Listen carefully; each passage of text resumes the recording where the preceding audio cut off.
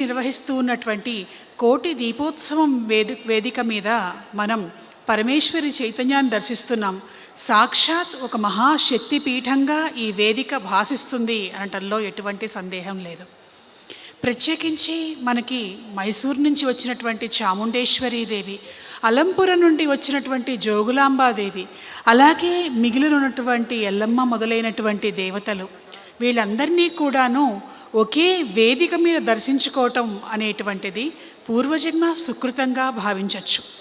భారతదేశంలో ఎక్కడా ఎవరికి దొరకనటువంటి ఒక మహాభాగ్యం భాగ్యనగర వాసులకు దొరుకుతూ ఉన్నది.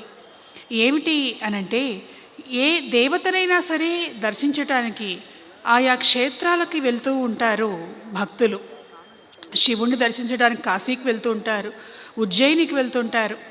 అమ్మవారు శక్తి స్వరూపంగా అష్టాదశ శక్తిపీఠాలు దర్శించుకునేటువంటి వాళ్ళు మైసూరుకు వెళ్ళి చాముండేశ్వరిని చూస్తూ ఉంటారు, అలంపురం జోగులాంబను చూస్తూ ఉంటారు. ఇట్లా భారతదేశంలో ఉన్నటువంటి క్షేత్రాలకు వెళ్ళి సందర్శనం చేసుకుంటూ ఉంటారు అన్ని చోట్ల ఉన్నటువంటి ప్రజలు. కానీ భాగ్యనగరం ప్రజలు చేసుకున్నటువంటి సౌభాగ్యం ఏమిటంటే, మీరు ఏ పుణ్యక్షేత్రాలకైతే వెళ్ళాలనుకుంటున్నారో ఎక్కడికి వెళ్లకుండానే ఆ పుణ్యక్షేత్రాల్లో ఉన్నటువంటి దేవతలు ఇక్కడ కోటి దీపోత్సవం వేదిక మీద ప్రత్యక్షమవుతున్నారు.